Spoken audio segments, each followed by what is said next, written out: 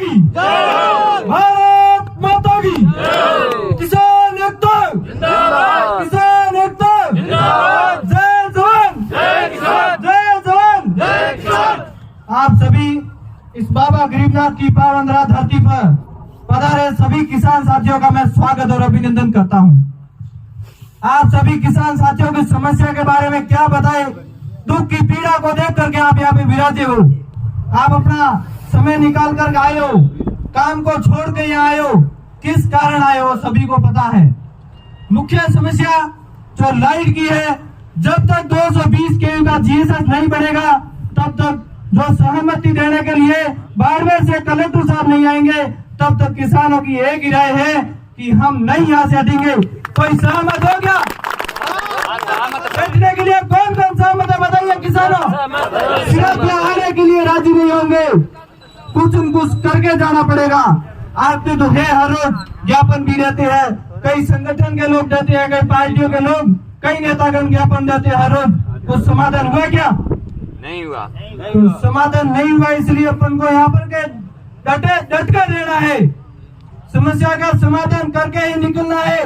पिछली बार कम से कम 10-15 मांगे बताई तो उन्होंने पहला फुसला कर दुनिया टापन वापस सुगलावे जो नेता हेंगन सुगले बैठाया तुम एको तरीको है प्रशासन रो।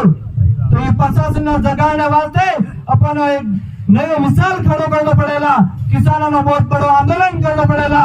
ये आंदोलन वास्ते आप हेंगो जितनी संख्या में बता रहे है, इस संख्या में डबल लोगों की जरूरत पड़ेगा। तो आप हेंगो हमारा निवेदन है, विशेष तौर जो नेड़ा गाँव है, जोरा नाडा नागरदा पोसाल और बड़ाई जो को नेड़ा गाँव है, ये हंगाना कह रहा था कि ज्यादा से ज्यादा संख्या में ये आओ और अपनी हक की लड़ाई लड़ना पड़ेगा। तो अपन आंदोलन करना पड़ेगा, हड़क भी जाम करनी पड़ेगा और कलेक्टर साहब ने बुलाना पड़ेगा। तो ये जगह डटे रहना पड़े। समस्त नेतागण विराजमान है, हमारे बीच में पूर्व विधायक भी है, उनको भी है। किसानों को साथ लेकर के चलना है तो लंबी लड़ाई के लिए अब आगे आओ। सभी नेताओं से मेरा निवेदन है कि किसानों की समस्या को देखकर आंखों में आंसू आते हैं। साहब एक बार जो बैठे हैं अपने नुमाइंदे, सरकार के नुमाइंदे ऑफिसों में बैठे एसी में मौज कर रहे हैं, उनको कहना चाहता हूँ, आप खा रहे हो अन्नदाता की, किसान की पकाई हुई रोटी, पकाए हुए धान खा रहे हो, उसके लिए सड़कों पे आओ और इस किसानों की पैरवी कीजिए। शिव में क्यों समस्या? बाकी हर जगह पे ऐस लगी, मौज लगी हुई है, 6 घंटे लाइट, 24 घंटे घरेलू लाइट, लेकिन शिव में एक मोबाइल चार्जिंग करने के लिए लोग इंतजार कर रहे हैं, कब लाइट आए, कब हम चार्जिंग करें मोबाइल। यह तरीका है या नहीं बताइए साथियों? चुप के बैठे आंदोलन करिए, बताइएगा हमारी समस्या। मेन तो ये है साहब, अगर लाइट ही नहीं है तो मोबाइल कैसे चलाए? कुछ घर में काम करे तो कैसे करे? किसानों की तो बात तो दुख ही अलग है।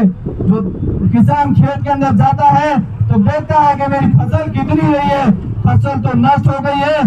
4 घंटे में लाइट में क्या होता है? कर्जा लेकर के बैठा है किसान 20-20, 50-50 लाख का। वो कर्जा किसने लिया था कि मेरे में ट्यूबवेल करूं और कुछ करने के लिए मुझे मिले, धान पकाओ, बाजरा अच्छा हो, जीरा अच्छा हो, कुछ भी हो, लेकिन वो पकी नहीं रहा। लाइट नहीं आएगी तो कहाँ से पकेगा? पिछली बार उन्होंने वादा किया 5 घंटे का, लेकिन 5 घंटे तो छोड़ो, 4 घंटे भी दूर की बात है साहब। प्रशासन के अधिकारियों, हम किसान साथी आए आपको जगाने के लिए, समय रहते हुए जाग जाओ, नहीं तो इसमें भी कुछ ऐसे लोग बैठे हैं जिन्होंने यहाँ से लेकर विधानसभा तक अपना आंदोलन किया है, जन आक्रोश बताया है, वो ही लोग यहाँ से उठेंगे और आपको जागना पड़ेगा।